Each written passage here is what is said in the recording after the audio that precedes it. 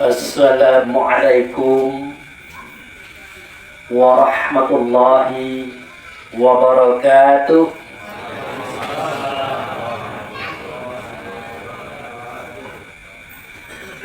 Alhamdulillah wa syukurillah lillahi ta'ala la rahmatillahi alaina aina fiyazal layli hadarna fiyazal bait insyaallah rahmatullahu alaina wa ala nabiyil karim Muhammad sallallahu alaihi wasallam. Hayya salimu alaihi Allahumma sholli ala sayyidina Muhammad wa ala ali sayyidina Muhammad. Amma ba'd. Yang saya hormati Ibu Kepala Kelurahan yang tengah hadir bersama-sama kita malam hari ini. Yang saya hormati Bapak Ketua RT yang juga hadir bersama kita pada malam hari ini. Yang saya hormati Bapak Ketua RW atau yang mewakilinya. Yang saya hormati Pak Imam Khatib Bilal Gharib. Yang saya hormati para pemuka masyarakat, kaum ulama cerdik pandai di dalam negeri. Yang saya hormati bapak-bapak, ibu-ibu, para hadirin, dan insyaallah semuanya dicintai oleh Allah Subhanahu wa ta'ala. Wabil khusus keluarga besar kita yang hari ini sedang diserudung musibah dengan meninggalnya salah seorang saudara kita yang bernama Bahari bin Tohirin dalam usia 37 tahun. Kemudian kehadapan ikutan kita Nabi Muhammad Rasulullah sallallahu alaihi wasallam, kita menyatakan salawat. Allahumma sholli ala sayyidina Muhammad wa ala ali sayyidina Muhammad. Amma ba'd. Bapak-bapak, ibu-ibu yang saya hormati, seperti yang sudah kita maklumi ataupun kita ketahui, malam ini adalah malam yang ketiga takziah atas berpulangnya salah seorang saudara kita, Bahari bin Tohirin, dalam usia 37 tahun. Beliau ini meninggalkan seorang istri dan 3 orang anak. Tentu juga meninggalkan saudara yang lain, kaum kerabat, serta sahabat. Kita hanya dapat berdoa untuk beliau. Semoga langkah beliau menuju Allah dimudahkan, diringankan, sampai juga hendaknya beliau ini di sisi Allah ditempatkan di dalam surganya. Selanjutnya kita masuk kepada acara tausiah di Ibu Lurah. Jadi karena malam ketiga kok agak santai baik gitu ngaji Pak. Apalagi hari kok agak dingin-dingin. Saya tadi agak ngantuk-ngantuk Pak. Saya minum kopi dulu biar agak segar dikit. Karena 2 hari ini kegiatan banyak, mana hujan, mana dingin. Tapi alhamdulillah pada malam hari ini kita dapat dipertemukan oleh Allah dalam sebuah nilai kebaikan, yaitu memberikan si tawa dan si dingin kepada keluarga kita yang hari ini tengah tertimpa musibah. Baik Bapak Ibu yang saya hormati, saya menyampaikan sebuah firman Allah yang saya petik dari surat Ali Imran ayat 102 yang kira-kira bunyinya begini, Bu Lurah. A'udzubillahi minasyaitonirrajim. Bismillahirrahmanirrahim. Ya ayyuhallazina amanu taqullaha haqqa tuqatih wa la tamutunna illa wa antum muslimun. Kalau bapak-bapak mungkin tidak asing lagi, itu dah. Karena ayat ini Bu Lurah jadi rukun khutbah. Jadi kalau ada khotib khutbah tidak pakai ayat ini, itu batal khutbah. Berarti ayat ini sangat penting. Ayat ini sangat hebat. Nah, kira-kira cerita kita walaupun cerita ayat itulah. Kalau Bapak setuju, Pak? Mudah-mudahan hari itu tenang-tenang aja, tidak pakai gerimis-gerimis kan? Ayo. Jadi kita mulai dari perut kalimat ya ayyuhallazina amanu. Apa terjemahannya, Bu? Hei orang-orang yang beriman. Apa ibu-ibu gitu nih?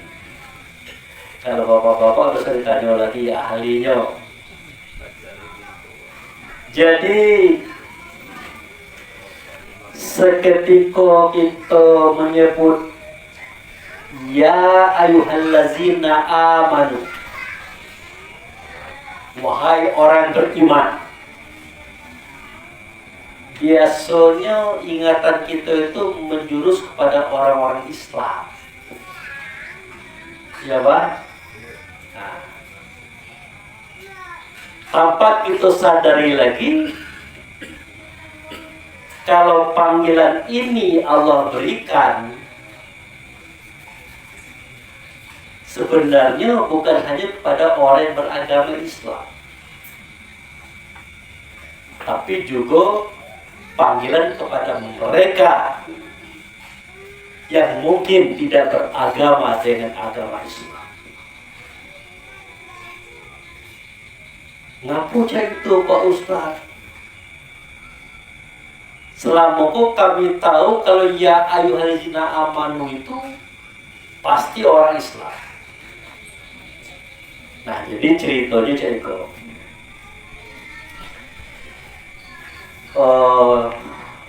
Allah Subhanahu wa Ta'ala. Nah, ini kita mulai masuk nih. Kita mulai masuk ke alam gaib, Pak. Kenapa kita mulai masuk ke alam gaib? Karena kita ceritanya yang gaib,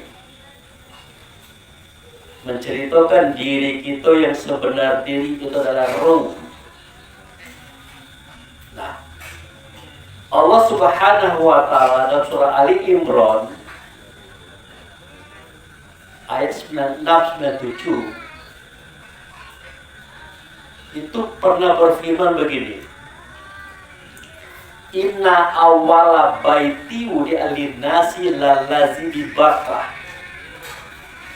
mubarakah wa hudal alamin fihi ayatu bainatu maqama Ibrahim mendakahu kana abina. Apa terjemahannya, Bu? Terserah Pak Ustaz. Jadi kalau dalam bahasa kita begini, sesungguhnya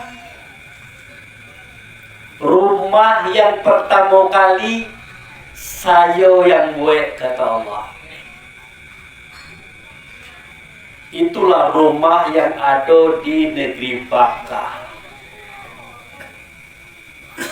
Jadi Bapak Ibu yang saya hormati, memang Al-Quran kita ini dikatakan kitab yang agung dikatakan kitab yang suci karena untuk mentolaahnya harus menggunakan akal sehat, kata Rocky Gerung. Akal sehatnya bagaimana? Akal yang beraksi dan mempunyai energi untuk berpikir.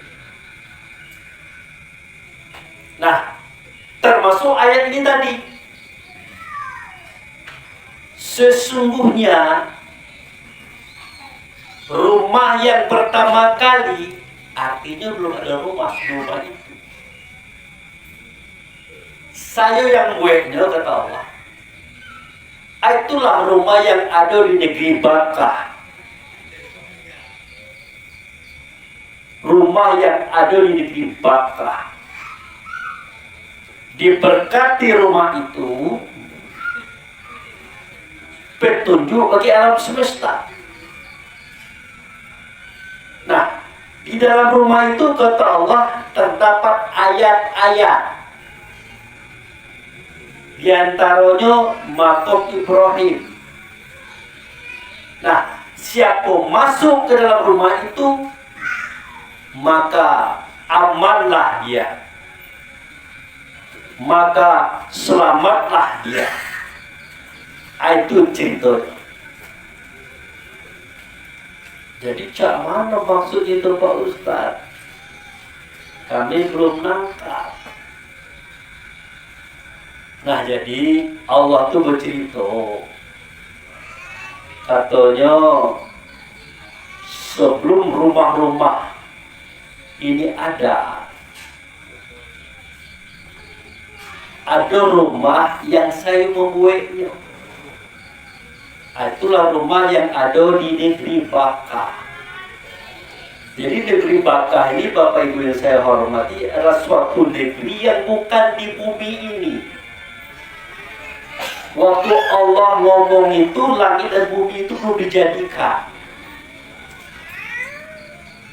Itulah negeri yang di luar seantero alam. Dari situlah dulu kita berasal. Nah, rumah itu diberkati, kata Allah. Artinya tidak ada hawa, tidak ada nafsu, tidak ada dunia, tidak ada setan di dalamnya. Kenapa seperti itu? Karena negeri Bakkah itu sendiri adalah nur, cahaya. Rumah itu sendiri nur atau cahaya. Artinya memang alam gaib. Nah, ayat berikutnya, hudalil alamin. Rumah ini petunjuk bagi alam semesta. Artinya nanti kalau ada alam semesta, ada isinya, kalau minta petunjuk pasti ke rumah ini. Kenapa? Karena di dalam rumah ini ada orang yang membawa petunjuk, ada orang yang membawa agama. Jadi seisi alam ini nantinya kalau udah minta petunjuk, bukan ke Allah, tapi ke dia. Siapa dia? Ternyata beliau adalah Rasulullah Sallallahu Alaihi Wasallam. Dari mana Pak Ustadz tahu? Ya dari Allah telah. Allah yang menyatakan kata melalui beliau, tertuang kata ini pada surah As-Saff ayat 9 yang bunyinya, wallazi arsala rasulahu bil huda wad dinil haq. Ada? Aduh ya. Ada. Artinya dia itu Allah ngutus Rasul. Allah ngutus Rasul. Rasul ini membawa petunjuk. Rasul ini membawa agama. Jadi petunjuk dan agama ada pada Rasul, tidak pada Allah. Nah itu dia. Ngapu itu Pak Ustaz? Karena Rasul ini, ya, karena Rasul ini adalah wujud serta Allah. Artinya, berbicara kita tentang Allah, Allah itu nama. Nama zat yang maha agung. Kalau bercerita nama, tidak ada bentuknya, tidak ada rupanya, tidak ada suaranya, tidak ada katanya. Ya nama. Sama kayak saya Pak, nama saya Abu Fikri. Itu nama. Ada bentuknya Pak Abu Fikri itu. Namanya, nama Abu Fikri itu tidak ada. Kalau bapak ibu nak ketemu Abu Fikri, cari namanya, tak akan dapat sampai kiamat. Lalu, cak mana caranya kata Ibu Lurah untuk bertemu Abu Fikri? Ibu Lurah cari orang yang dengan nama Abu Fikri. Nah, bapak cari orang yang bernama Abu Fikri. Mana orangnya? Ikonnya. Orangnya pendek, gemuk, gendur pula. Nampak Pak ya? Nah, nampak. Yang bapak lihat itu bukan Abu Fikri, tetapi orang yang bernama dengan nama Abu Fikri. Nah, itu juga Allah tadi.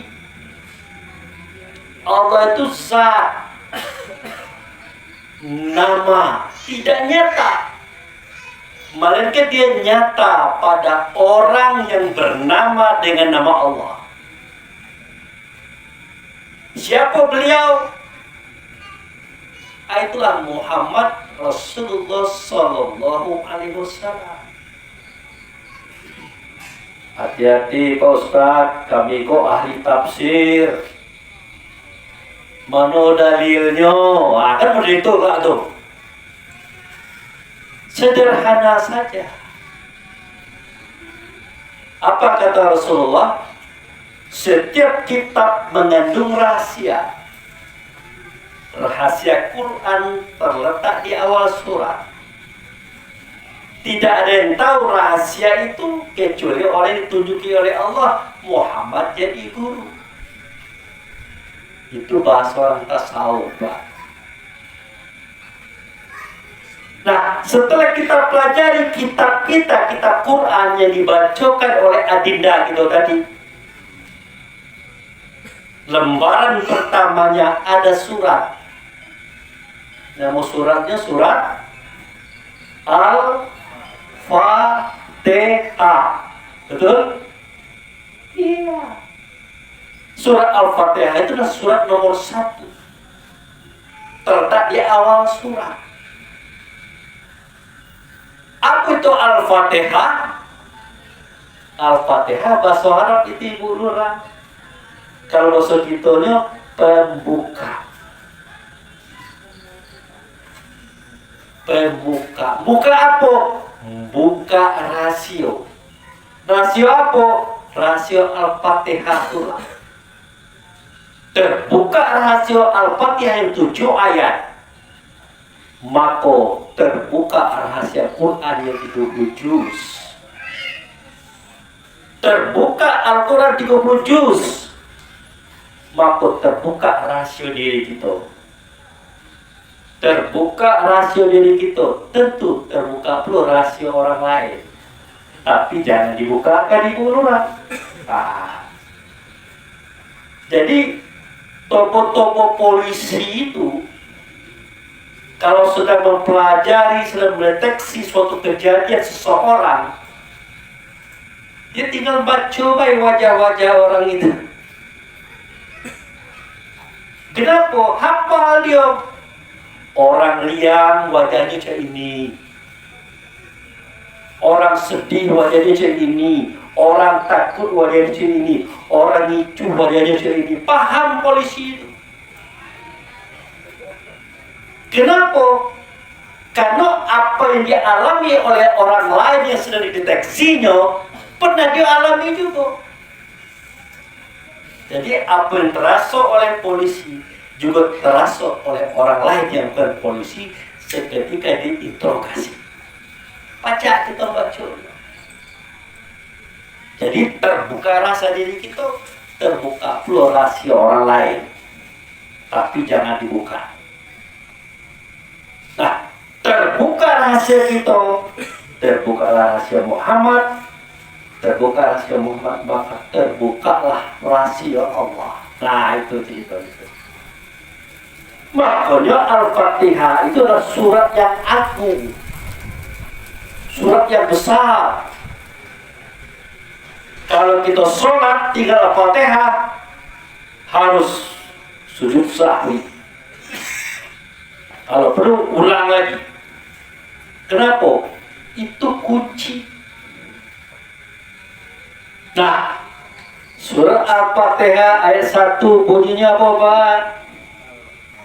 Bismillahirrahmanirrahim. Betul? Apa terjemahannya, Bu? Dengan nama Allah. Betul? Nah, yang dengan nama Allah ini siapa? Kalau Allah nama, yang dengan nama Allah ini siapa? Kata Allah, ciri-cirinya dia pengasih, dia penyayang. Itu ciri-ciri. Belum juga tahu kita, pindah ke ayat 2.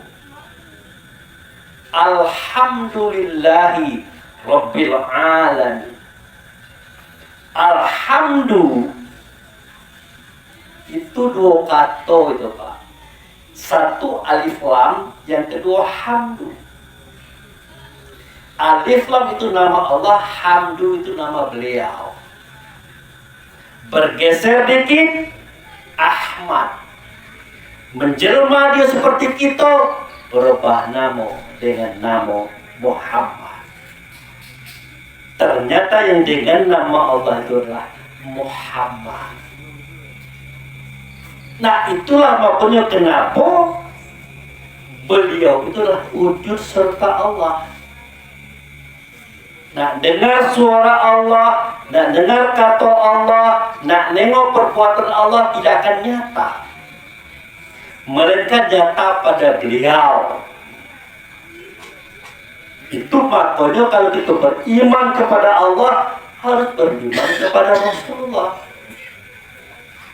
Beriman kepada Rasulullah, harus beriman kepada Allah. Tidak baca kita beriman kepada Allah, bagi Rasul tidak baca. Atau beriman kepada Rasul ke Allah tidak usah, tidak bisa. Karena Allah dan Rasul itu satu kesatuan. Satu dia dengan Allah, tidak bisa dibedakan. Kenapa? Semua suara, semua kata, semua ucapan Allah untuk kita disampaikan oleh beliau. Tidak ditambah, tidak dikurang, sama ya. Jadi jangan kira Muhammad nambah-nambah. Tidak. Kalau tadinya Bismillahirrahmanirrahim, ya itulah. Tidak nambah, tidak kurang. Makanya dia satu dengan Allah, tidak bisa dibedakan. Sama dalam hal ucapan tadi. Dia satu dengan Allah, tidak bisa dipisahkan. Apa artinya Pak Ustaz? Cak mana nak misalkan Allah dengan Muhammad? Kita butuh suara Allah, butuh kata Allah, butuh firman Allah, butuh petunjuk Allah, butuh larangan Allah. Dari mana kita dapat? Allah tidak bersuara, tidak berkata, tidak lain adalah dari Muhammad. Makanya beliau menyampaikan suara Allah, kata Allah, wahyu Allah. Dikatakan oleh Allah, wa ma yantiqu anil hawa ila wahyu yuha. Aduh. Tidaklah perkataan Muhammad itu sekendaknya baik. Mereka itu adalah wahyu daripada aku. Makanya kita tidak bisa Allah dipisahkan dengan Muhammad, tidak bisa. Yang ketiga, dia satu dengan Allah, tidak pula boleh disamakan. Allah adalah zat, Muhammad adalah sifat. Allah adalah Tuhan, Muhammad adalah Rasul. Beda. Begitu pemahaman. Sampai-sampai Allah menyatakan Kul wa Allah ahad. Aduh. Sampaikan Muhammad.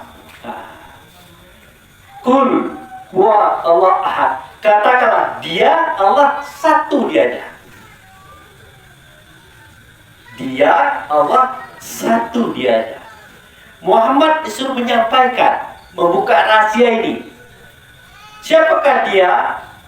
Dengan Allah satu, ya Muhammadullah. Muhammadullah. Makanya dialah yang membawa petunjuk, dialah yang membawa agama. Jadi petunjuk dan agama ada pada Muhammad.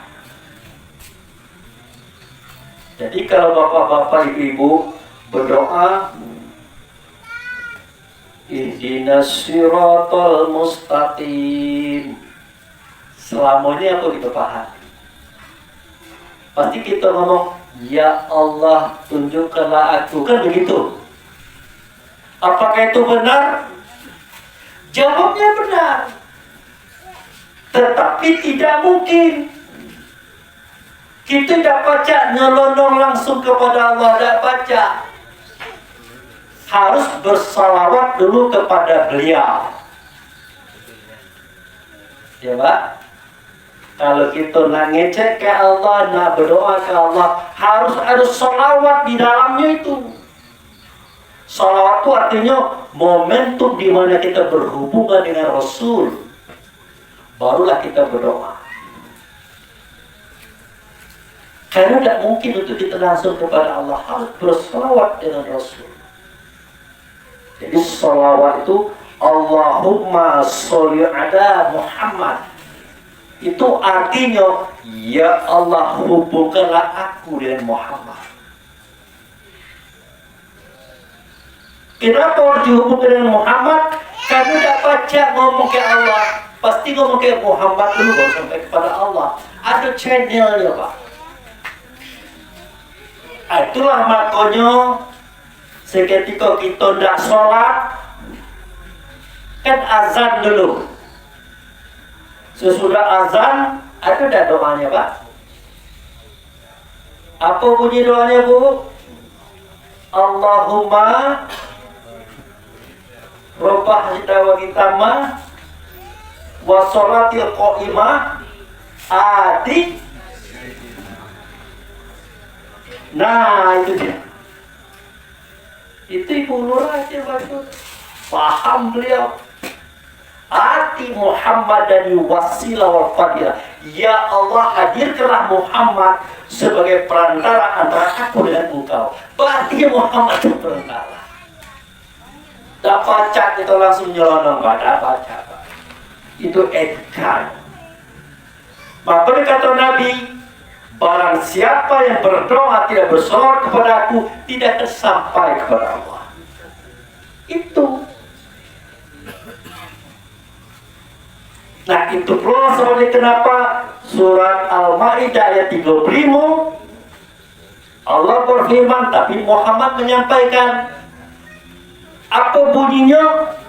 Ya ayyuhallazina amanu taqullah wabtaghu ilaihi wasilah wajahadu fisabilihi la'allakum tuflihun. Orang beriman, bertakwalah kamu dengan sebenar-benar takwa. Cari oleh kamu perantara antara kamu dengan Allah. Nah, berjuanglah kamu mencarinya. Kalau kamu bertemu, pasti kamu menang. Artinya malam itu saya menyampaikan kajian itu, Pak. Biar kita terbuka mata hati. Biar kita tahu siapa Muhammad. Nah, karena besok malam tahun baru kan, orang gelegur, itu cerita Muhammad malam ini. Tuh. Nah, itu sebabnya kenapa alam semesta nanti minta petunjuk ke dalam rumah itu. Kenapa? Di dalam rumah itu ada orang membawa petunjuk, ada orang yang membawa agama. Siapa beliau? Rasulullah Sallallahu Alaihi Wasallam. Itulah. Ternyata Rasulullah sudah ada di dalam rumah itu pada waktu itu. Maaf, ini cerita hakikat. Jadi mindset kita jangan di dunia lagi. Kita sudah masuk ke alam, di atas alam. Nah, sudah itu dikatakan lagi, fihi ayatu bainatu maqama Ibrahim mandakal hukana amin. Di dalam rumah itu ada ayat. Di antara ayat itu tempat tegak Ibrahim. Pernahkah kita berpikir ayat yang dimaksud pada ayat ini ayat apa? Wah, itu kan ayat Quran, Pak Ustadz. Misal tidak. Seketika Nabi Muhammad berkata, zalikal kitab la raiba fihi hudal muttaqin. Ada? Sedemikian itu kitab, tidak ada keraguan padanya. Petunjuk bagi orang yang bertakwa. Orang akhir zaman jarang mau berpikir kitab yang dimaksud Nabi itu kitab apa. Nah, itu dulu. Mestinya dipikirkan, dipertanyakan. Loh, kenapa itu Pak Abu Fikri? Karena kitab buku yang dibaca Adinda gitu tadi, waktu itu belum ada. Belum ada. Aduh. Kenapa? Semua wahyu yang disampaikan oleh Allah melalui Rasul disampaikan kepada sahabat waktu itu, ditulis di atas tulang-tulang, ditulis di atas batu-batu, kayu-kayu, kulit-kulit hewan, daun-daun kering. Waktu itu belum ada juz, belum ada namus sure, belum lagi ada ayatnya, belum, masih bersera. Tetapi Nabi sudah berkata dengan kata kitab. Nah, mestinya orang akhir zaman, terutama ulama, berpikir kitab yang dimaksudkan Rasulullah itu kitab apa?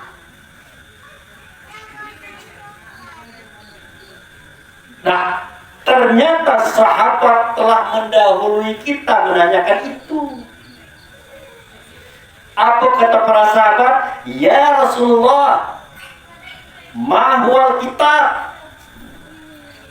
Kata Nabi, Alkitabul Quran. Nah, kalau kita udah berpikir, pasti yang tadi, Quran yang tadi kita katakan. Padahal Quran yang dibaca adinda kita tadi belum ada. Satu sahabat, wah kacau ini. Kita tanyakan, dijawabnya bacaan. Beliau baca tidak. Jadi kata sahabatnya lain, gak usah pening langsung kita tanya beliau. Apa Quran itu? Ditanyalah kepada Rasulullah, ya Rasulullah, mahwa Quran. Barulah Nabi menjawab, Alkitabul Quran, Al-Quran, bal huwa ayatu bainatu fis sudur alladzinatul ilmi wa ma yajhadu bi ayatina illa zalimun. Kitab itu adalah Quran. Quran adalah ayat dalam dada kamu. Nah itu dia. Kitab itu adalah Quran. Quran itu adalah ayat yang ada di dada kamu. Dia ada dalam setiap kita, Bapak. Dia menunjukkan roh kita masing-masing. Nah, itu kajian Nabi Muhammad dulu. Tidak ada cerita catatan. Karena beliau dapat gambar, dia dapat tulis. Langsung ditunjuk bendanya. Kitab itu adalah Quran, Quran itu adalah ayat, ayat itu adalah dalam dada kamu. Itulah ruh. Nah, itulah yang ada dalam rumah tadi. Fihi ayatu. Di dalam rumah itu terdapat ayat. Ayat maksud itu roh-roh kita. Situlah perfectnya. Di antara roh itu adalah makom Ibrahim, tempat tegak Ibrahim. Ternyata Ibrahim sudah ada pada waktu itu. Padahal langit dan bumi belum dijadikan. Nah, ini cerita saya angkat supaya kita tahu makna inna lillahi wa inna ilaihi raji'un. Itulah makna. Kita datang daripada Allah. Di mana tempat datang? Itulah ceritanya. Kita datang dari Baitullah hakikat, Bapak. Kita datang dari Baitullah hakikat. Dan kita harus kembali lagi ke mana? Ke tempat tadi. Jangan melenceng. Nah, untuk itulah kita diberikan pelajaran oleh Rasulullah. Pelajaran itu ada pada kitab Quran, kitab hadis, dan sejarah-sejarah yang harus kita pikirkan. Rupanya di dalam rumah tadi ada ayat, itu adalah roh kita. Ada Ibrahim. Nah, siapa Ibrahim? Siapa Ibrahim? Ternyata Ibrahim itu imam gitu. Dari mana kita dapat informasi? Al-Baqarah 124-125. Wa izibatala Ibrahim rabbuhu bikalimati fa'atamahuna. Qala inni ja'iluka imam linnas. Ingat, seketika aku uji Ibrahim dengan beberapa kalimat, dia mampu menyelesaikan pertanyaan itu, maka aku katakan kepadanya, hei Ibrahim, hari ini aku angkat engkau menjadi imam bagi semua manusia. Nah, kalau Ibrahim imam, itu adalah makmum. Kalau makmum di depan atau di belakang, Pak? Belakang. Ada pula makmum di depan, makmum di belakang, Pak. Imam di depan. Lalu siapakah yang dihadapi Ibrahim dan kita pada waktu itu? Nah, bahasa Arab itu, Pak, hadapan itu bahasa Arab kiblat, Pak. Qabalanya dulu kiblatan, hadapan nanti. Lalu siapakah yang dihadapi oleh Ibrahim dengan itu pada waktu itu? Tak ada lain. Pasti Allah yang tidak nyata dia, melainkan nyata ia pada Muhammad. Nah itu dia ceritanya Pak. Jadi jangan salah-salah. Muhammad Rasulullah ini awal dijadikan, terakhir dizahirkan. Ini kita yang lupa catatannya. Itu. Jadi di depan itu Muhammad, di sini Ibrahim, di belakang. Nah, waktu itulah Allah berkata, Allah bersuara, Allah bertanya kepada semua kita melalui Muhammad. Melalui Muhammad. Apa katanya? Hei, alastu birabbikum, adakah tidak aku ini dengan Tuhan kamu?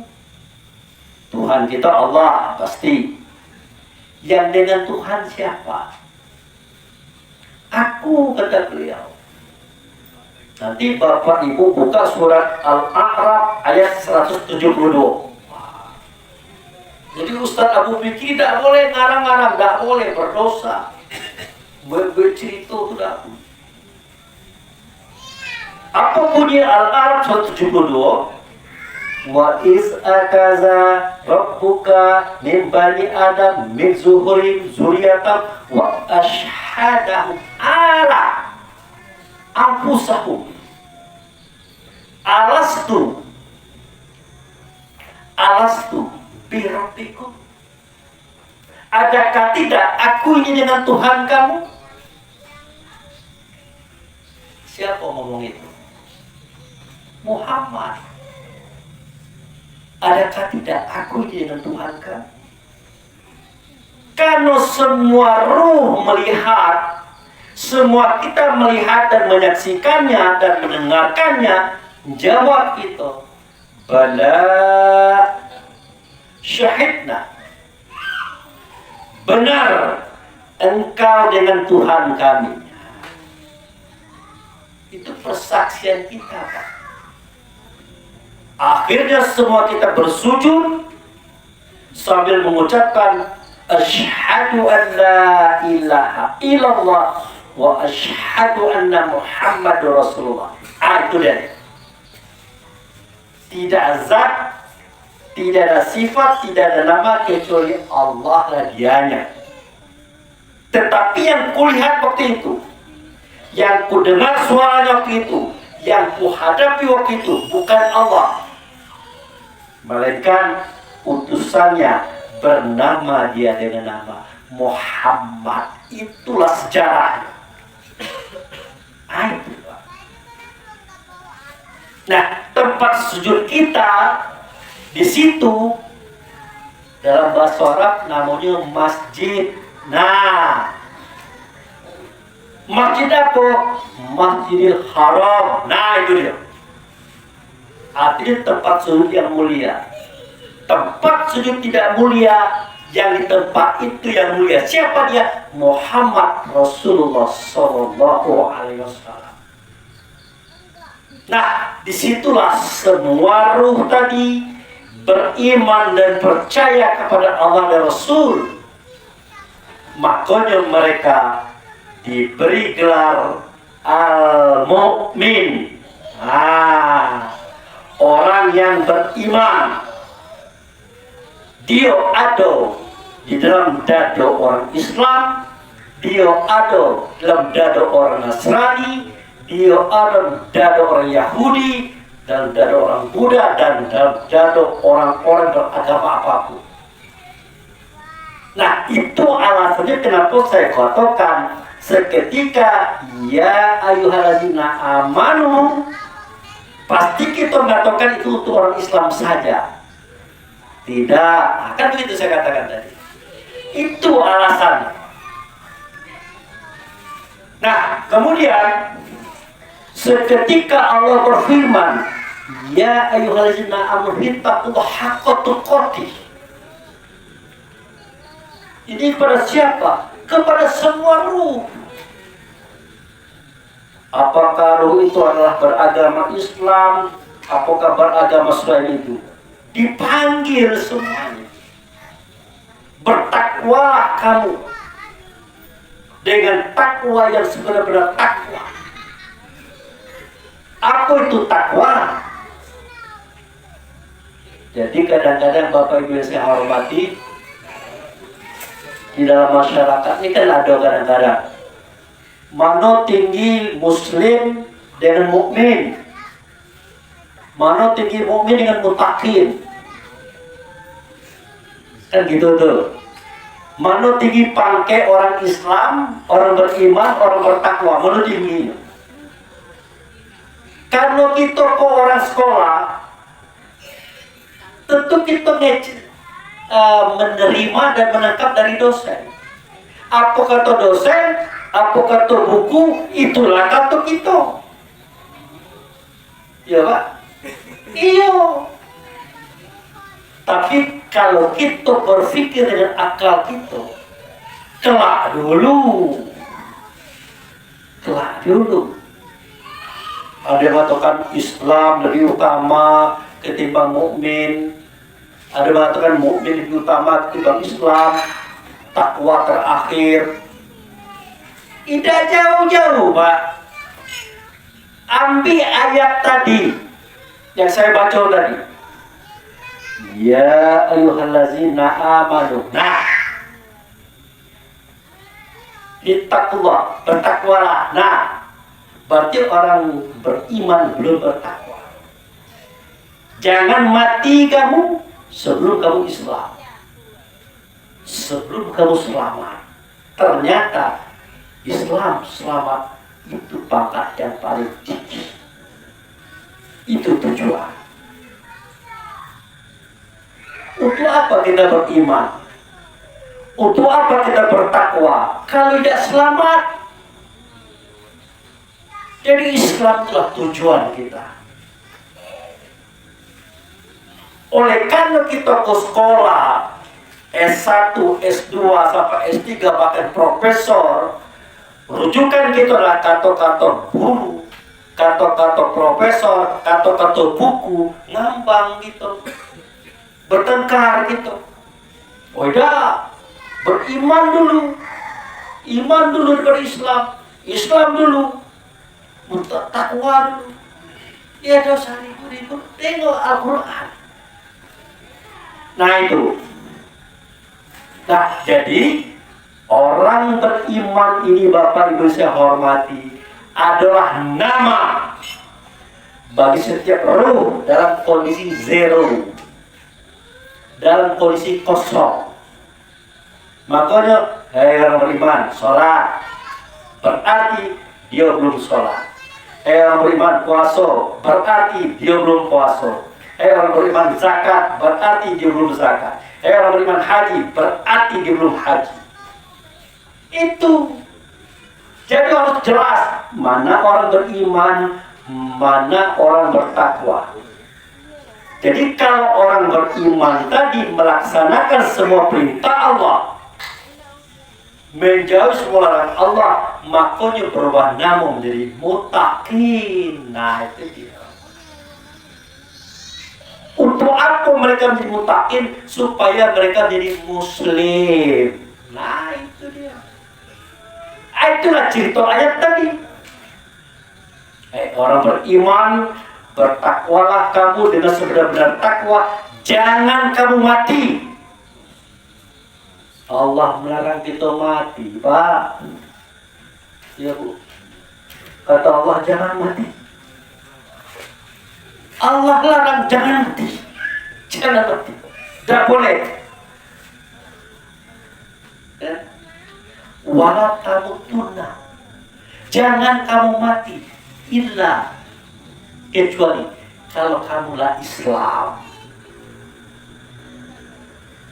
Ya Bu. Iya Pak. Berarti maksud Allah ini baik. Kamu jangan mati dulu ya. Jangan mati dulu ya sebelum kamu Islam. Apa kata kita? Oh sudah Islam aku nih. Pertama, mengucapkan 2 kalimat syahadat.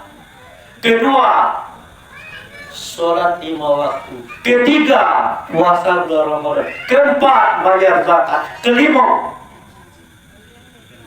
Kelima, naik haji. Islam makmuri. Jadi tak apa mati ya Allah. Kelak dulu kata Allah. Itu rukun Islam yang sudah kamu laksanakan. Yang aku maksud, kamulah selamat atau belum? Kamulah Islam apa belum? Nah, kita udah terpikir Pak. Kita kira mentang-mentang lah bersyahadat, lah sholat, lah zakat, haji, lah Islam lah itu. Banyak orang yang bersyahadat, sholat, puasa, zakat, haji masuk neraka Pak. Berarti tidak Islam, berarti tidak selamat, berarti tidak selamat, berarti tidak Islam. Banyak. Bahkan Quran menceritakan wailul lil musallin. Aduh, neraka wail bagi siapa? Orang yang sholat. Orang sholat masuk neraka. Aduh. Orang Islam pengupe, ada orang? Ada. Orang Islam berkucing, ada tak? Ada. Cukup tengok Al-Quran. Apa bunyinya? Orang yang mengupat-upat baginya adalah neraka. Aduh. Apa? Suratnya Bu? Apa? Wailul likulli humazatin lumazah. Jadi kalau bapak ibu termasuk saya masih suka ngupe orang, sudahlah, belum Islam, belum selamat. Wail tuh lah nunggu gitu Pak. Iya Bu Lura. Iya. Kata siapa? Bukan kata Abu Bakri, kata Allah. Nah, ini cara kita ngaji Islam, Pak.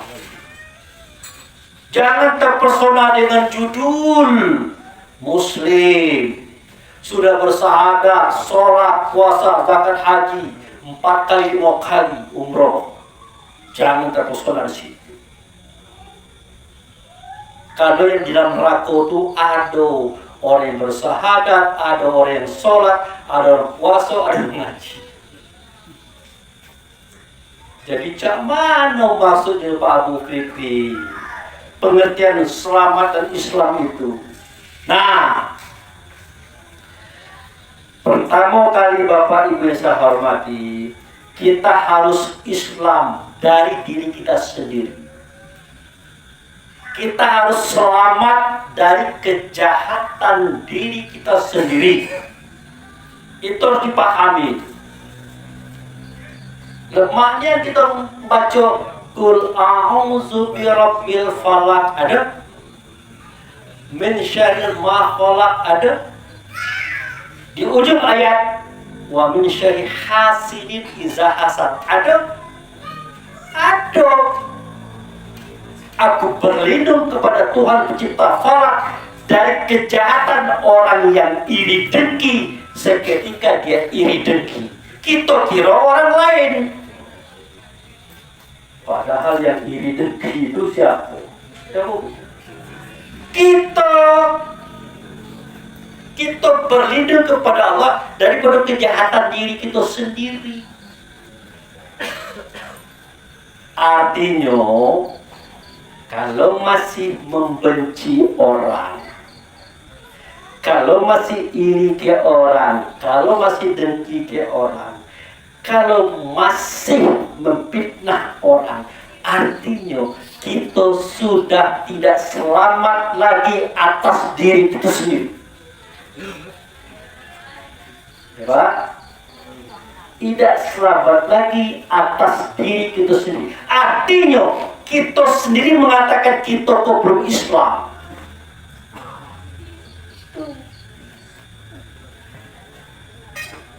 Wah, berat Islam tuh Pak. Memang berat. Maka selama kita anteng aja, mentang-mentang kita bersahadat, kita kiralah Islamian. Padahal perangai kita parah. Pembenci kayak kita, pendengki kayak kita, iri kayak kita, pemfitnah kayak kita, tak suka ke orang kayak kita. Masih juga ngaku selamat yang jaya ini. Waduh. Berarti kita lupa baca kitab Quran. Orang yang suka ngupe, yang suka iri dengki, nerakanya waya kata Allah. Berarti tidak selamat, berarti tidak Islam itu. Nah, disinilah kunci kajian tasawuf. Dia mengajak kita memperhatikan akhlak dan budi pekerti pada diri kita. Makanya Bapak Ibu saya hormati, tidak pernah Pak Abu Fikri itu kalau ceramah dia mupeh, mulai ngomongin maaf orang ini, tidak ada ceritanya kita ngomongin orang, ngomongin diri sendiri. Nah, Allah kasih tahu ke kita ada aduika nafsu kalati jaika. Musuhmu yang perlu kamu lawan adalah musuh yang ada pada diri kamu, kata Allah dan Rasul. Ada aduika nafsu kalati baina jambaika. Musuhmu yang perlu kamu lawan adalah musuh yang ada dalam diri kamu. Yang dia mengajak kamu salah itu yang musuh kamu. Kalau orang luar itu walaupun dia musuh kita, benci ke kita, dan ngerinya kita dengan dia itu. Asal kita tak layani baik aman. Tapi yang di dalam ini, nah, kita kok ada sifat pantang kelintasan. Pantang kelintasan itu artinya dah pacak nengok orang kayo, dah pacak nengok orang pintar, dah pacak nengok orang hebat, dah pacak nengok orang maju, begalau dado kita lima. Padahal orang kaya itu kan duit dia, orang pintar kan usaha dia. Ngapa kita ya ribut? Ada apa dengan kita? Bapak bayangkan bagaimanakah nasib seorang yang iri dengki terhadap orang yang sukses. Tidak tidur Pak, pagi ngupe, malam ngupe, siang ngupe, tengah malam masih mengupe gitu. Ngapo? Bapak sebelah tidak pakainya, mobil ganti-ganti terus. Iyo kata kawan, nah nyambung dia. Kalau duit korupsi, nah kan ngecek orang korupsi pun tengok tidak. Itu Pak sampai tengah malam habis kopi 5 gelas aman baik itu, masih mantap. Sementara masih ngaku Islam juga. Parah. Maaf, ini kajian akhlak tasawuf. Itu.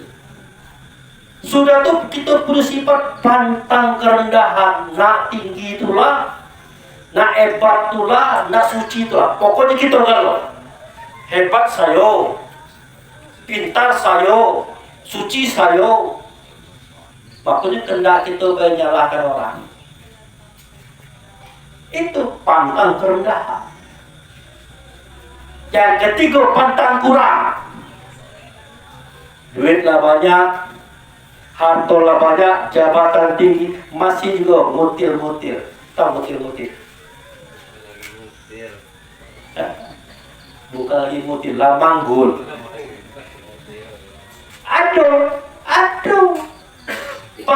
KTP-nya Muslim, Islam. Masih juga ngaku Islam, lagi itu perangai.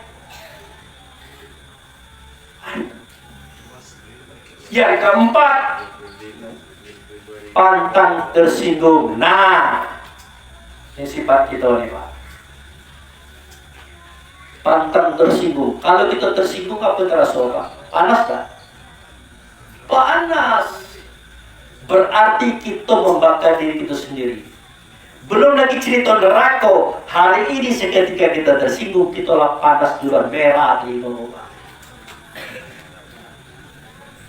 Itulah yang perlu dilatih Pak.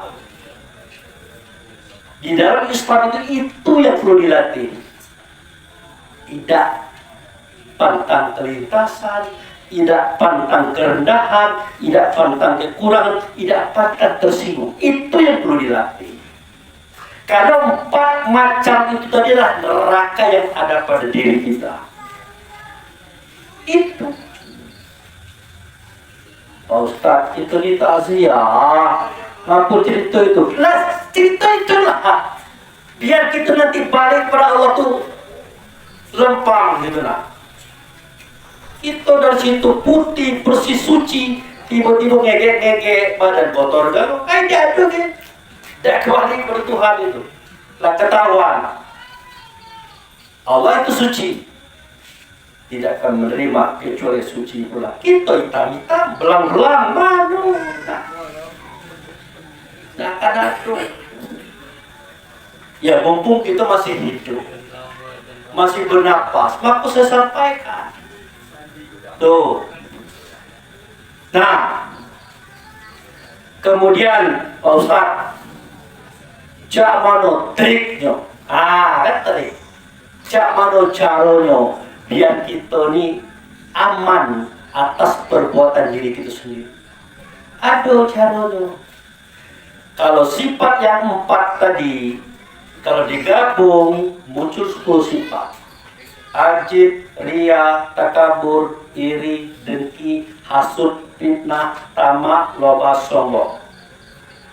Yang 4 tadi digabung jadi 10. 10 tambah 4, 14, muncul 3. Benci, dendam, menghancurkan. Ada kalau dengan kita itu. Cak mano caro, sebuah pun jangan sampai kita pakai. Harus. Cak mano caranya Pak Ustadz, harus dikenal dulu itu sifat siapa. Yang 17 macam itu sifat siapa? Bukan sifat kita itu Pak. Kalau kita datang daripada Allah, kita adalah nur, nurnya Muhammad, Muhammad adalah nurnya Allah, berasal dari alam nur. Tidak makai sifat 17 itu. Sifat kita, apa sifat Muhammad itulah sifat kita. Apa sifat Muhammad? Sidik, amanah, tabligh, fatona. Benar, dapat dipercaya, menyampaikan kebaikan, fatona, cerdik lagi bijaksana. Itulah sifat Muhammad, itulah sifat kita, sejatinya itu. Yang 17 bukan sifat kita. Lalu sifat siapa Pak Ustaz? Sifat siapa? Jawabannya sifat manusia. Lain. Sifat manusia. Lah, kalau itu sifat manusia berarti kita kok siapa Pak Ustaz? Manusia apa bukan? Bukan. Pasti marah kalau. Masuk Pak Ustaz, kita bukan manusia. Bukan. Lalu siapa manusia itu Pak Ustaz? Tengok kitab Quran. Surat At-Tariq.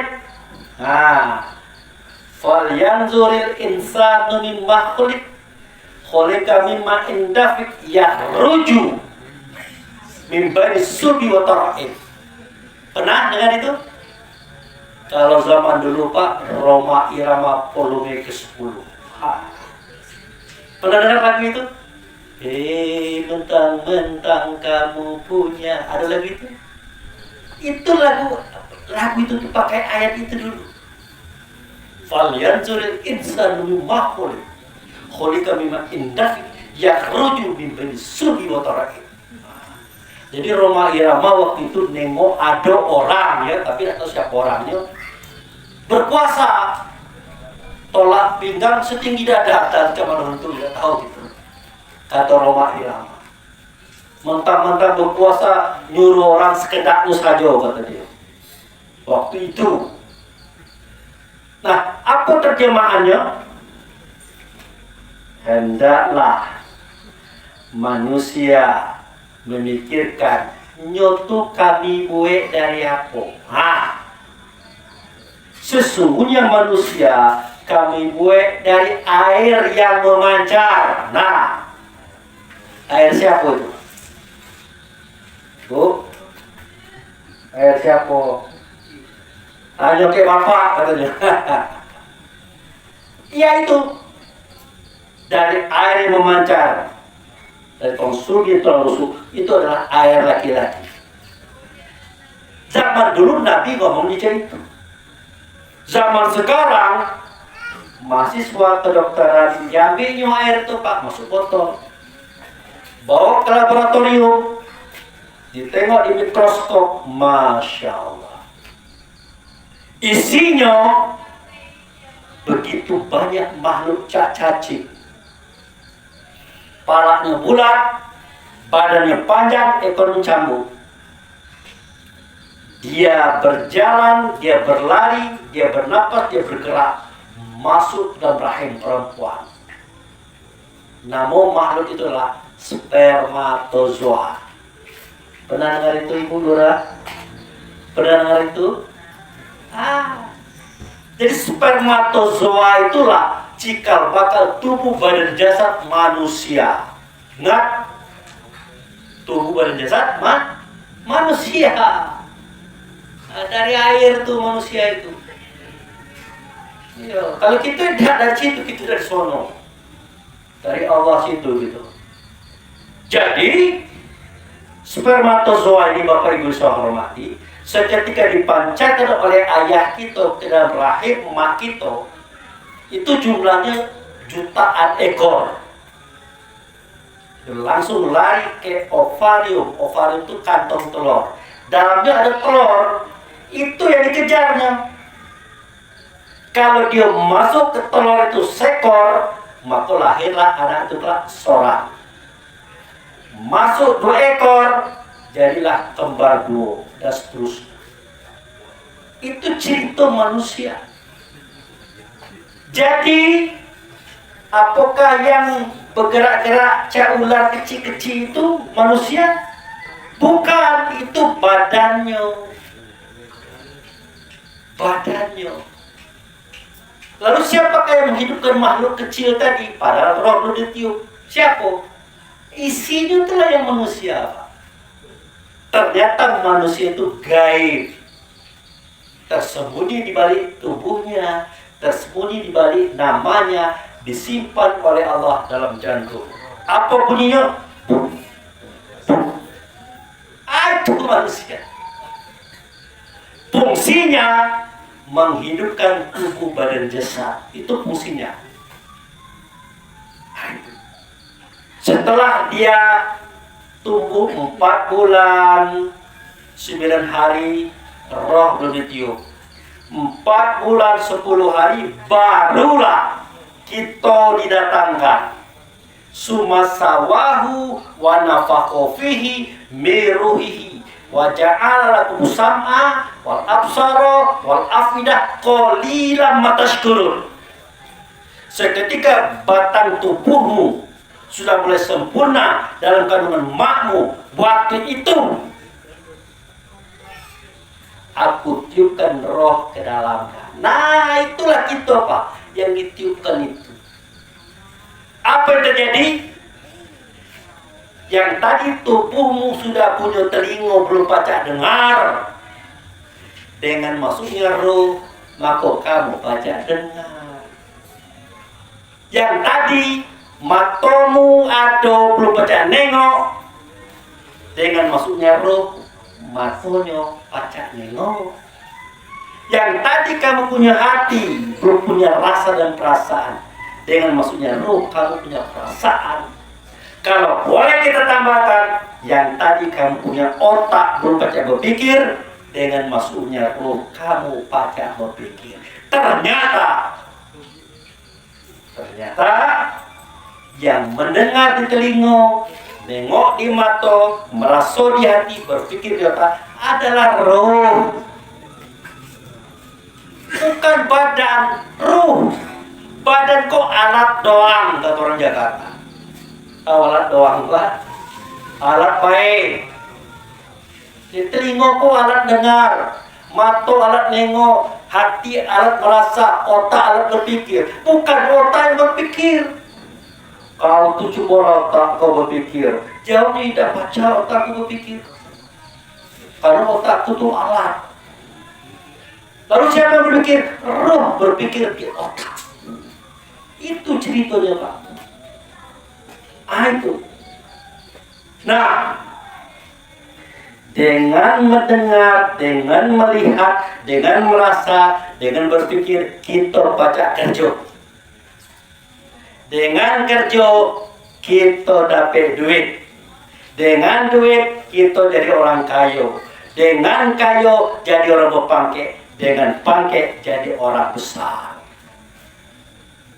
Bapak tahu kenapa jadi orang besar? Karena ditiupkan roh ke dalamnya. Coba rohnya dikeluarkan, cek. Nak jenderal bintang 5 tak ada terima orang. Jadi ibu-ibu kalau beli ayam di pasar, sekilo berapa bu? Ayo, sekilo ayam berapa? Sekilo ayam mati. Anggaplah 50.000 lah. Ya kan? Sekilo 50.000 ayam mati di pasar. Bu, tolong lebih ke seon. Berapa tuh? Sekilo seon. Boleh. Dengan catatan 55.000. Wah. Seon dia hargai dengan 5.000 pak. Ternyata ada seorang jenderal besar, ganteng besar tinggi, kayo rayo, tapi rohnya lenyap. Beratnya 100 kilo. Ambillah, saya pun ambillah. Ada yang ambilnya pak. Jangankan kita, bininya beda enggak ngambilnya lagi. Mondar mandir bininya, mondar mandir. Ngapa mondar mandir pak? Nak cari Pak Imam, mana Pak Imam? Lah itu Pak Imam. Ngapa bu? Pak, cepatlah mandikan Pak, kuburkan Pak, ngeri. Bininya musir lakinya. Tidak berharga lagi. Pada 200 kilo. Kenapa tidak berharga lagi? Rohnya tidak ada. Coba rohnya ada. Wah, disanjung-sanjung, diagung-agungkan. Pasti. Gitu. Nah, sudah itu dulu Bapak masih bujang-bujang. Waktu Bapak masih bujang-bujang, kan sir ke ibu-ibu nih. Karena apa pak? Coba jujur. Ayo. Kenapa? Pasti jawabannya karenanya cantik kan? Iya kan pak? Ibu kenapa enggak ke bapak dulu? Karena ganteng kata ibu lurah. Padahal ibu lurah kalau nyu ganteng itu, tapi rohnya dan enggak ibu lurah. Bapak juga itu. Cantik cak mano niantino itu kalau rohnya dan nyudah enggak. Ngeri. Berarti benarlah kalau roh itu adalah kebesaran Allah yang harus diselamatkan. Jangan sampai disiksa oleh manusianya. Nah, jadi yang punya sifat 17 dari manusia apa? Itulah yang nyiksa roh tiap hari. Harus paham itu. Ikoida itu pakai sifat manusia itu mulai daripada ajib, ria, takabur, iri, dengki itu pakai galau. Keliru itu. Justru sifat itu jangan dipakai, bukan sifat kita. Sifat kita adalah sidik. Apa itu sidik? Benar. Siapa yang benar? Allah dan Rasul. Kalau kita tidak benar, Pak. Tetapi dibenarkan oleh Allah dan Rasul. Itu pun kalau kita mau. Tidak mau, dia pengennya. Awalnya salah. Banyak berkeliru. Ditunjuki, marah. Ada bukti, Pak. Kalau sholat, ihdinas siratal mustaqim, mantapnya. Suara pade, lagu pade. Aduh. Pas salah, pas keliru, apa kata bininya? Bang, tidak salah banget itu. Wah, kau tuh ngajar-ngajar aku. Nah, pas keliru, apa kata karyawannya? Maaf, Pak. Apa tidak salah, Pak? Kamu karyawan ngajar-ngajar pukul. Datang pulau nanya, Pak, tidak salah kerja Papa. Kau jangan ngajar Papa. Dulu Papa makan garam daripada kamu. Nah, awak salah keliru.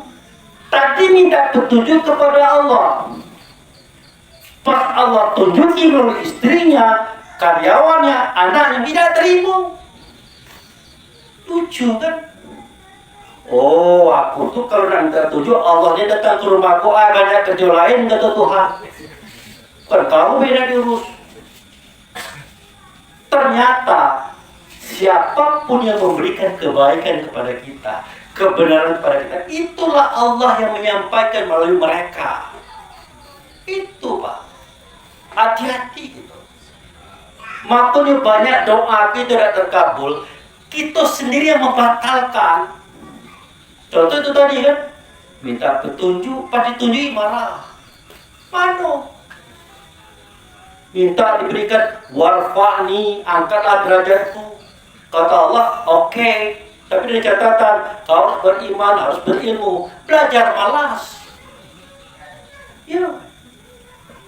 Diskusi malas. Baca buku dan enggak, baca HP itulah. Jangan mana diangkat yang beri. Ya kita itulah yang membatalkan. Bukan Allah. Makanya ibu, saya sarankan, doa itu boleh panjang. Asal kita mengerti. Asal kita bisa merealisasikan. Kalau tidak bisa, jadilah pendek-pendek baik. Kenapa? Setiap permintaan permohonan itu wajib hukumnya ditepati. Ud'uni astajib lakum. Kalau kau minta, pasti ku beri. Kenapa pasti? Karena orang pertama kali memperkenankan adalah diri kita sendiri. Minta pintar. Ya Allah, cerdaskan aku. Oke, kata Allah. Kita yang mulai buka buku, Quran, hadis, mulai diskusi, mulai sekolah. Benar itu. Ikut tidak minta pintar, belajar malas. Baca buku malas. Tidak baca saya itu.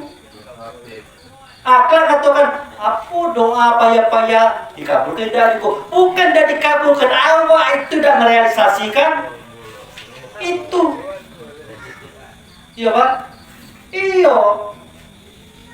Nah, itu yang perlu dipahami. Ternyata 17 sifat tadi bukan sifat kita, tapi sifat manusia kita. Makanya Allah Rasul mengatakan, ada aduka nafsu kalati banyak jambaika. Musuh yang perlu kamu lawan adalah musuh yang ada pada dirimu. Mana dirimu? Ini tubuh badan jasad manusia, kita ada dalamnya. Itu jangan dipakai supaya dia mantap. Maka lawanlah dia dengan 17 rakaat. Nah, itu dia. 17 rakaat. Kalau jumlahnya 17, kita lawan dengan 17 rakaat. Artinya kita harus sholat. Apa itu sholat? Berhubungan dengan siapa? Dengan Allah. Caranya berhadapan dengan Muhammad. Kapan? Sewaktu sudah azan, doakan, laksanakan sholat. Sholat itu Pak, tidak bisa sembarangan Pak. Ada tempatnya, ada waktunya. Ya Pak Ustaz, tahu kami. Waktunya itu subuh, zuhur, asar, maghrib, isya. Tempatnya di masjid. Masjid mana? Depan rumah saya. Bukan Pak. Bukan itu tempatnya. Itu tempat sembahyang, bukan tempat sholat. Lah, sembahyang dengan sholat beda? Lah beda lah. Kalau sembahyang itu gerak-gerik tubuh. Kalau sholat, gerak-gerik ruh dalam hati. Kalau sembahyang, boleh di masjid, boleh di rumah, boleh di kantor, boleh di lapangan. Kalau sholat, tak boleh di mana-mana kecuali satu tempat. Di mana tempat itu? Nah, ini yang tidak dibuka. Inilah kunci selamat. Kunci selamat mati besok disinilah. Di mana Pak Ustaz? Nah, oke. Kata Rasulullah, Ali Imran. Nah, sebentar. Pak, masih bisa dilanjutkan? Bu? Oke. Kalau saya ceramah panjang lebar, Bapak lah ngantuk-ngantuk. Saya seorang ngomong, ya Bapak lagi tidur. Oke.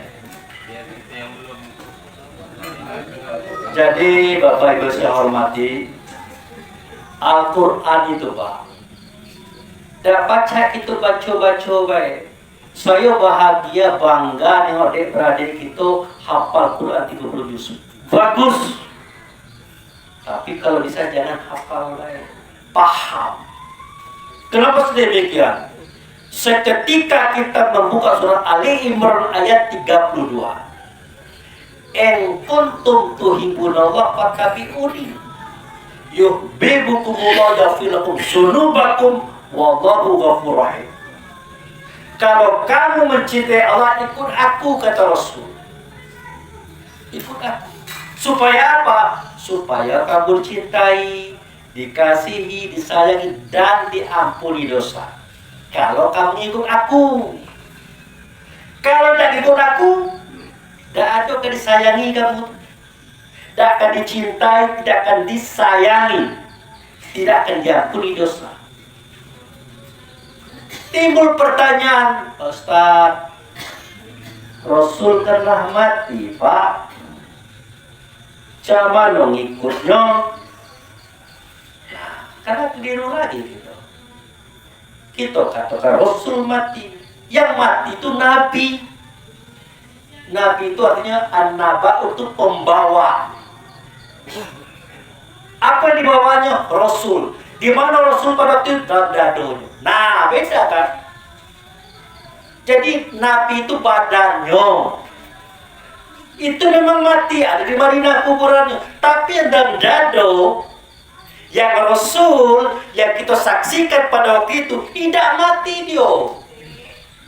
Kalau dia mati itu apa? Kita bersalawat. Itu. Lalu di mana dia Pak Ustaz? Jangan tanya ke Pak Ustaz, tanya kepada Allah, tanya kepada Rasul. Buka kitab Quran, buka. La uqsimu bihazal balad wa antahilu fi hazal balad. Aku bersumpah dengan negeri ini, hai Muhammad, bahwa engkau mantap di dalam negeri ini. Nah, ternyata Rasul tadi, Muhammad tadilah balik ke negeri yang mana? Negeri yang pertama yang saya ceritakan tadi, negeri Bakah. Lah balik ke situ dia. Nah, di mana dia dirubut di negeri itu Pak Ustaz? Dalam rumah tadi, yang saya ceritakan tadi. Menunggu kita setiap detik. Menunggu kita setiap detik. Nah, kesitulah kita pergi Pak. Kita yang mana? Badan, bukan. Hancur kita. Ingatan kita, perasaan kita, kesadaran kita berangkat ke situ. Tidak teringat lagi Pak, kami lalu tempatnya. Nah, itulah sebabnya kenapa agama ini dimudahkan oleh Allah dan Rasul. Negeri Makkah dijadikannya Mekah. Nah, itu dia. Baitullah dibuat tandanya Ka'bah. Nah, itu dia. Ya. Di situ ada makam Ibrahim, depan Ka'bah ada makam Ibrahim. Ada yang sudah umroh di sini, Pak? Ada.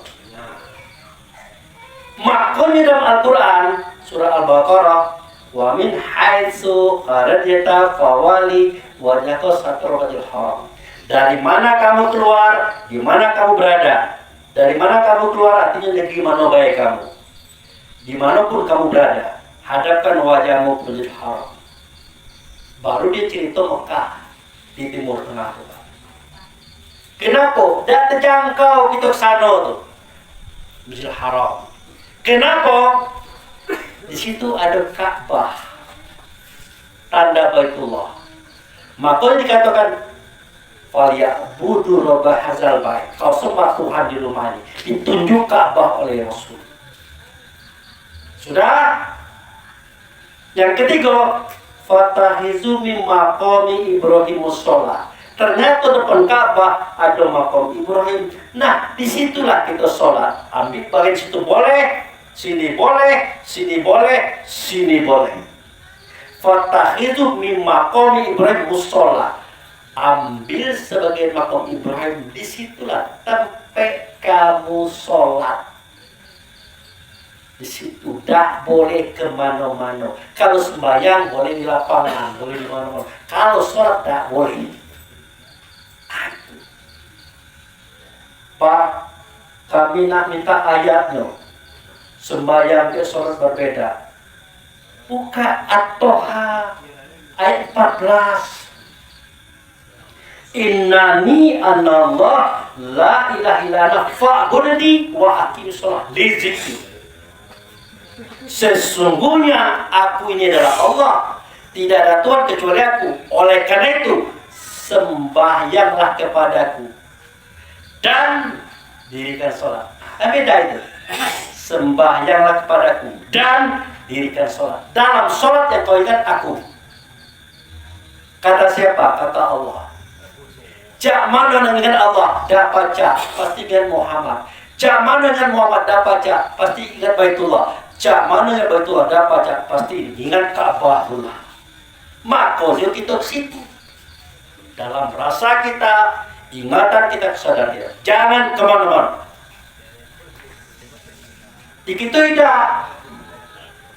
Kalau kita tidak tahu tepeknya di situ, Allahu Akbar. Mulai kita ke sawah, mulai ke kebun sawit, mulai mancing ke Pulau Bayi, mulai ke pasar, ibu-ibu cari batang snack malam klub.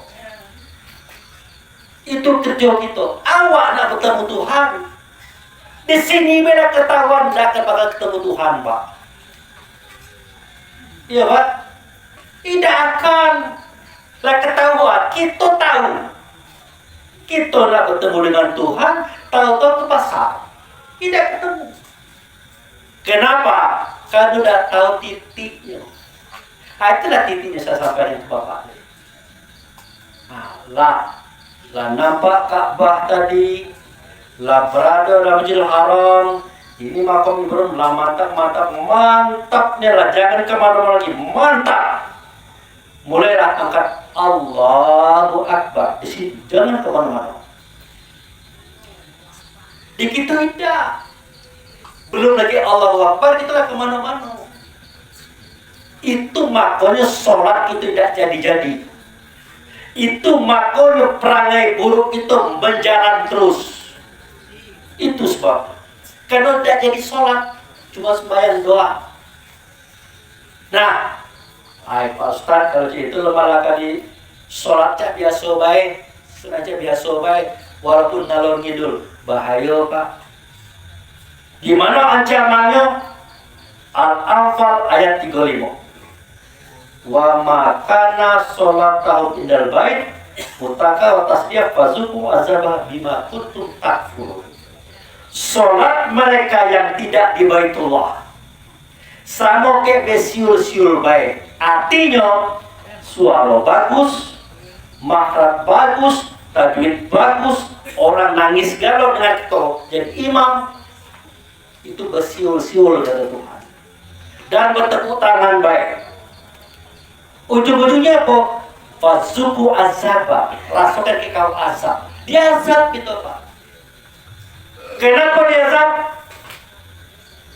Allah biarkan penyakit hati yang 17 tadi menggerogoti kita.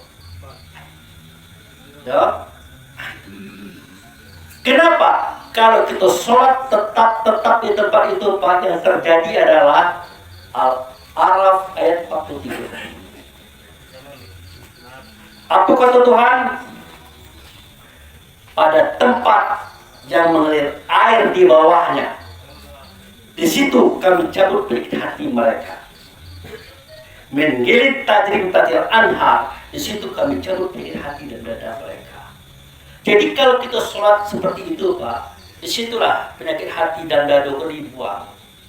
Yang 17 macam tadi dibuang. Dalam arti dibuang, bukan dibuang Pak, dijinakkan oleh Allah dan Rasul. Disitulah. Nah, kalau dia adalah jinak, tidak menguasai kita lagi. Kita sudah gampang berbuat baik. Dia tidak ngacau kita lagi. Itu kalau kita sholatnya itu. Tapi kalau tidak itu Pak, tetap iri ado dengan kita, dengki ado. Sementara kita Islam juga, paridah Islam. Itulah masalah. Makanya wa makana sota minal bait mutal tasjih fazuku azaba bima kuntum takfur, kalau kamu kafir. Dikafir-kafirkan Pak. Lah sholat dikafir-kafirkan oleh Tuhan. Kenapa? Karena tidak sholat seperti itu. Diazab apa? Penyakit hati tidak dicabut. Ujung-ujungnya fi qulubihim maradun fazadahumullahu maradun. Ada dalam hati mereka ada penyakit, Allah tambah penyakitnya. Di mana penyakitnya? Merembet ke badan, ke fisik, sakit kepala, otak, tulang, urat, darah tinggi, jantung, macam-macam. Itu dari situ Pak. Jadi kalau nak berubah, dah usah ngeluarkan duit banyak-banyak Pak. Baliklah ke situ, selesai urusan. Tapi jangan langsung, pelan-pelan. Itu rasakan oleh kamu azab karena kamu kafir. Dikafir-kafirkan Tuhan kan tidak begitu. Nah, apakah penyakit itu mengazab? Tanyalah ke orang sakit, pergi ke rumah sakit. Kayo dengan dia, pangkat tinggi, jatuh kursi roda. Kursi roda. Mobil banyak, orang makai. Duit banyak, orang makai. Bini elok, apa itu orang lain. Boleh makan, boleh pakai sayur bayam, bening, dah boleh pakai garam. Apa dah tersiksa? Kalau kita buntu, dah apa-apa. Kalau kita kaya raya, wah, nyiksa itu. Nah, itu benarlah kata Allah ini. Nah, itulah Bapak Ibu saya hormati, sholat seperti itu diharapkan oleh Allah Rasul untuk menjadikan kita sehat, zahir dan batin, bisa kita selamat berjalan kepada Allah. Itu intinya. Bisa kita mengatasi sifat manusia tadi, tidak kita pakai. Kalau kita merasa mentang-mentang basadah, sholat, puasa, zakat, haji, tapi kita laju pakai sifat manusia juga, tidak selamat itu Pak. Dalam bahasa lain tidak Islam.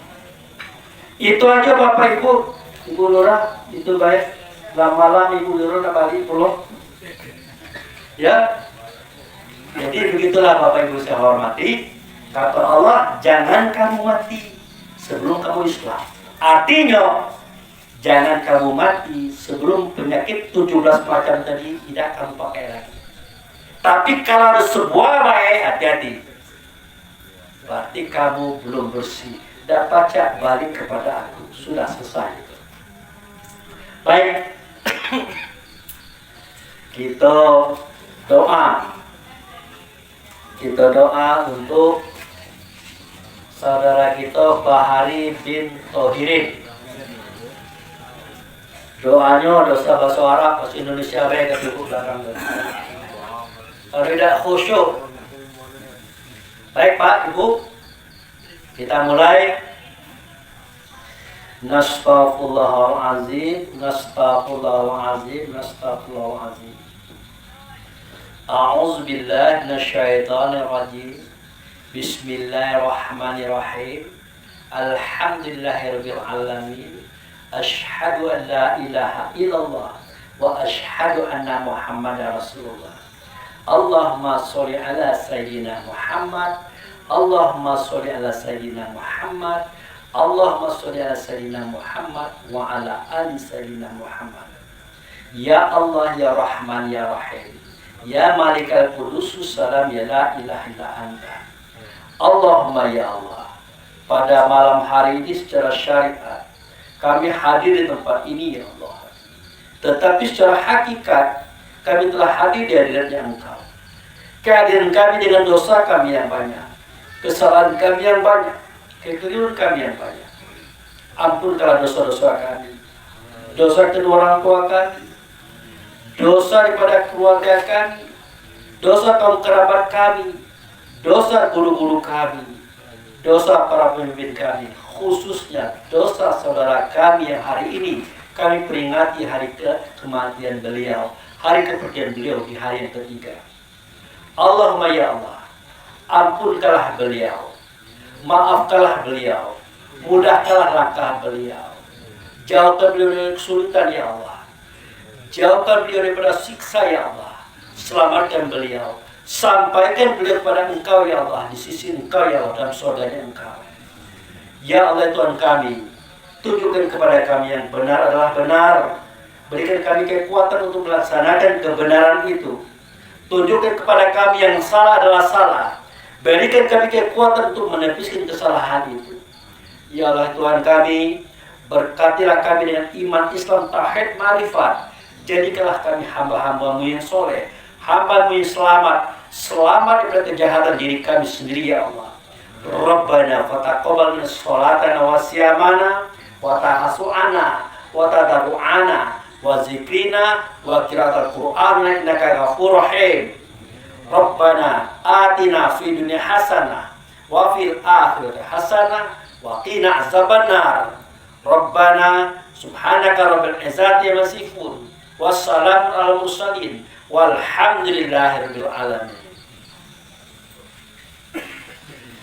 Terima kasih Bapak Ibu yang saya hormati yang sudah mendengarkan ceramah tadi. Semoga ceramah ini bermanfaat Bapak Ibu, bisa kita praktekkan nanti di sehari-hari. Tolong pahami niat, kejahatan itu bukan dari luar tapi dari dalam diri kita. Islamkan kita, selamatkan kita. Mudah-mudahan kita kembali dalam kondisi baik dan benar. Oke, terima kasih. Wabillahi taufiq wal hidayah. Assalamualaikum warahmatullahi wabarakatuh.